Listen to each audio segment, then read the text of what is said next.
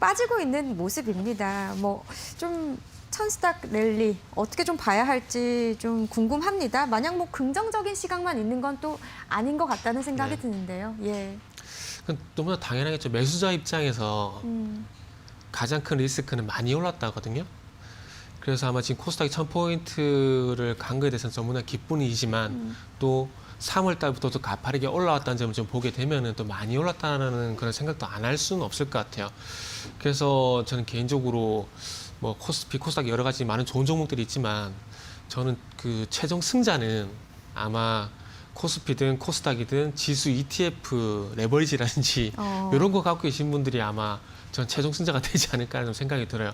어떤 종목이 올라가든 뭐 지수가 올라간다 그러면 지수가 올라가게 되면 확실하게 수익이 나는 건 ETF, 지수 ETF거든요. 네. 그래서 그거를 진짜 꾹꾹 참고 계속 가져오신 분이라면은 아마 계좌가 아마 빨간불이 그냥 환하게 환하게 그냥 예. LED 조명처럼 환하게 좀 비추고 있지 않을까 생각이 드네요. 그러게요. 아니 사실 이 코스피가 조금 뭐 차익 실현 매물도 나오고 약간의 뭐 건전한 조정이 나온다고 했을 때 코스닥 시장이 조금 올라가면서 좀 중소형주에 대한 낙수 효과가 나올 수 네. 있지 않을까. 사실 그런 기대감들이 개인 투자자분들도 있으셨을 것 네. 같거든요. 네, 그런 부분에 대해서는 중소형주들에 대한 전망 어떻게 보세요? 있다고 봐야죠.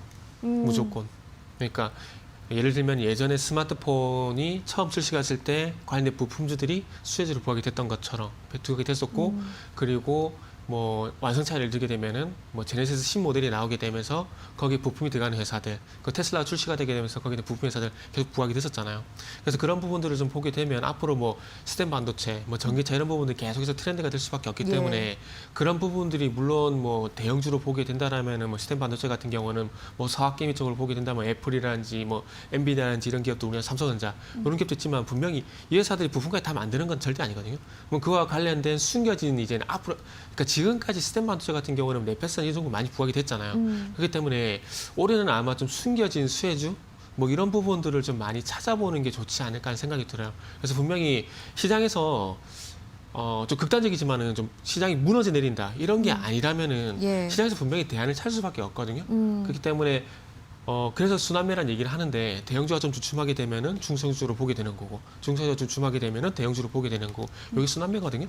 그래서 아마 이런 순환매에서 계속해서 순환매 현상이 계속해서 발생이 되게 된다라면은 뭐 숨겨진 알짜 수혜주 뭐 이런 것들은 계속해서 얘기가 나올 수밖에 없겠죠.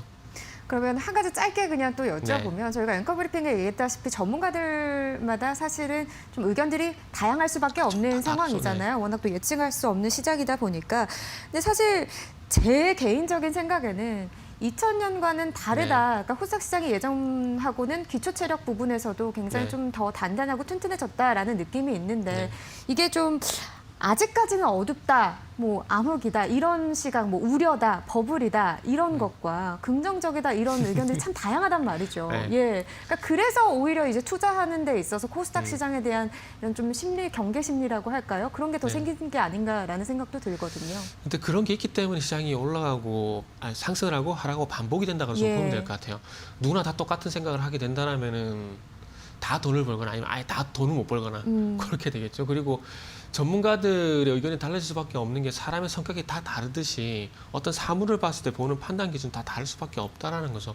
근데 중요한 건 이제 거기서 내가 최소한의 기준이 있고 기준에 부합하는 어떤 전문가 의견에 따라서 매매를 한다는 게 가장 중요한 거겠죠. 그래야지 손실이 나도 짜증이 안 나요.